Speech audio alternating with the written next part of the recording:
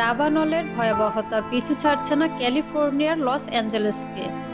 কোনো এক মহাশক্তি বোধহয় প্রতিজ্ঞা করেছে যুক্তরাষ্ট্রের সবচেয়ে সম্পদশালীদের এই অঞ্চলকে একেবারে জ্বালিয়ে পুড়িয়ে শেষ করে দেয়ার। নতুন করে আবার ভয়াবহ আগুন ছড়িয়ে পড়ছে লস অ্যাঞ্জেলেসের উত্তরে। এটি এতটাই দ্রুত গতিতে ছড়াচ্ছে যে হাজার হাজার বাসিন্দাকে বিলম্ব না করে নিরাপদে সরিয়ে নেওয়ার নির্দেশ দেওয়া হয়েছে। এরই মধ্যে দাবানলের আগুনে ২১ স্কয়ার কিলোমিটার এলাকার গাছপালা পুড়িয়ে ছাড়খাট করেছে। আকাশ জুড়ে দেখা যাচ্ছে কালো ধোঁয়ার কুণ্ডলী।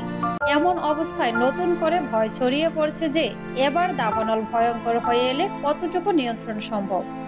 কারণ প্যালেসাইডস এবং ইটনের আগুন নিয়ন্ত্রণ করতে গিয়ে ক্লান্ত দাবানল নির্বাপনকারী সংস্থা।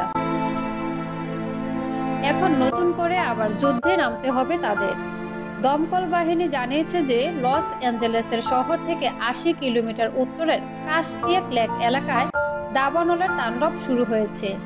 আগুনের ভয়াবহতা এতটাই তীব্র যে বাসিন্দাদের জন্য এটি জীবনের হুমকি উল্লেখ করে দ্রুত এলাকা ছাড়তে বলা হয়েছে। ২০,০০০-এর কাছাকাছি বাসিন্দা এই এলাকায় বসবাস করে।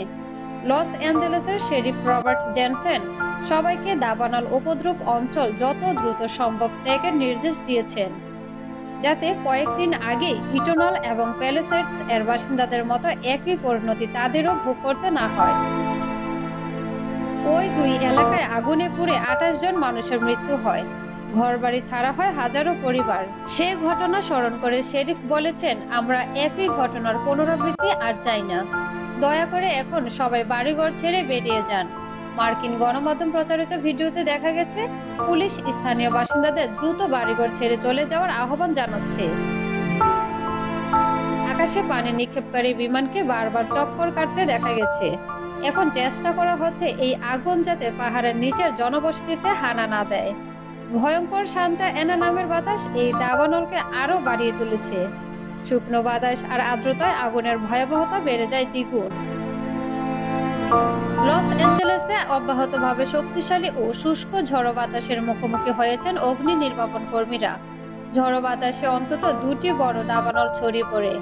ইতিহাসের সবচেয়ে ভয়াবহ দুর্যোগে উলট পালট হয়ে গেছে লস অ্যাঞ্জেলস। এই এলাকার পশ্চিমে প্যালেসাইডস এর আগুনে ২৩,৭১৩ একর এলাকা পুড়ে ছাই হয়ে গেছে। অন্যদিকে ইটনের আগুনে ১৪,১১৭ একর এলাকা পুড়ে গেছে।